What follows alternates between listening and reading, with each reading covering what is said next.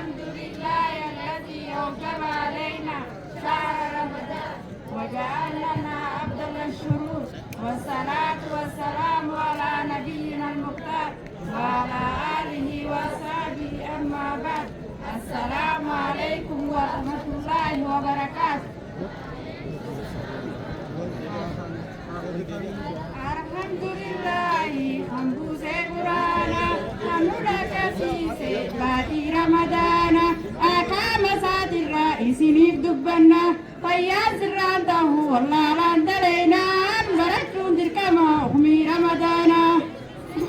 Jenne wa hundan durati, alhamdulillah baru karabiti, anasin nuge shukrin kanisati. Isarratir kanne isinif dubbanna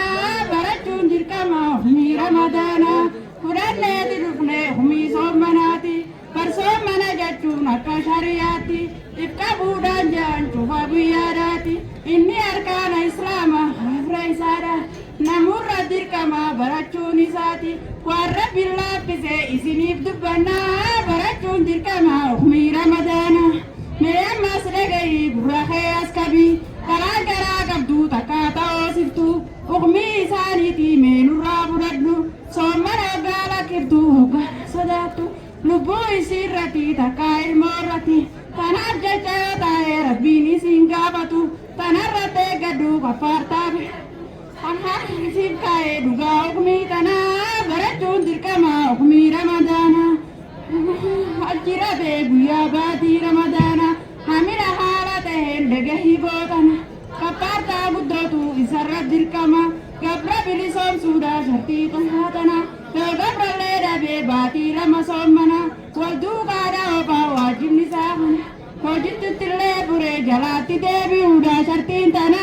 Barachuun dirqama humii Ramadaana Wal duukaa yoo dadhabee miskiinaaf nyaata kanna Miskiinni inni kannuuf barnama jaatama Cuba isaaniitiifuu muddiidhaa kanna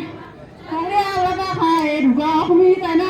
barachun dirkama humi Ramadana Jarsi dullo me khandaddabe sommana Khabare nyata kanu isab gore hayama Karar rabbi gari degaya nama Kuyyuma jirturra mudira kana Wakatakatti kana bedu muddi soddama Garu karatti kanun duma bati Ramadana